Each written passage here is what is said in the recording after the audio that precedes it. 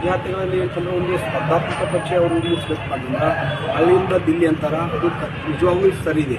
ಯಾಕಂದ್ರೆ ಇವತ್ತು ನಾವು ಒಂದು ಕೋಚಿಂಗ್ ಪಡ್ಕೋಬೇಕು ಅಂದ್ರೆ ಒಂದು ಕಾಲ ಇತ್ತು, ಧಾರವಾಡ ಹೋಗ್ಬೇಕಿತ್ತು, ಡೆಲ್ಲಿ ಹೋಗ್ಬೇಕಿತ್ತು, ವಿಜಯಪುರ ಹೋಗ್ಬೇಕಿತ್ತು.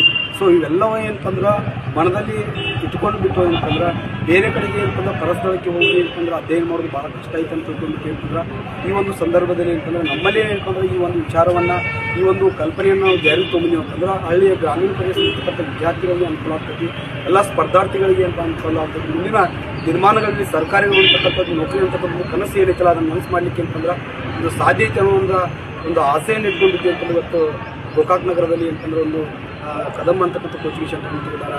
ಸರ್ಗೆ ತುಂಬ ಹೃದಯದ ಧನ್ಯವಾದಗಳು. ನಾನು ಆ್ಯಕ್ಚುಲಿ ಹೇಳ್ಬೇಕಂತಂದ್ರೆ ಒಂದು 5 ವರ್ಷದಿಂದ ಏನಂದ್ರೆ ನಾನು ಈ ಒಂದು ಸ್ಪರ್ಧಾತ್ಮಕ ಪರೀಕ್ಷೆಗೆ ಬಂದಿದ್ದೇನೆ. ನಾನು ಇವತ್ತು ಪ್ರಿಪ್ರೇಷನ್ ನಾನು ಮಾಡ್ತಾ ಇದ್ದೀನಿ, KS ಪ್ರಿಪ್ರೇಷನ್ ಮಾಡ್ತಾ ಇದ್ದೀನಿ. 5 ವರ್ಷ ನಾನು ಜಿಯೋಗ್ರಫಿ ಹೇಳ್ತಾ ಇದ್ದೀನಿ. ಕರ್ನಾಟಕದ ಎಲ್ಲ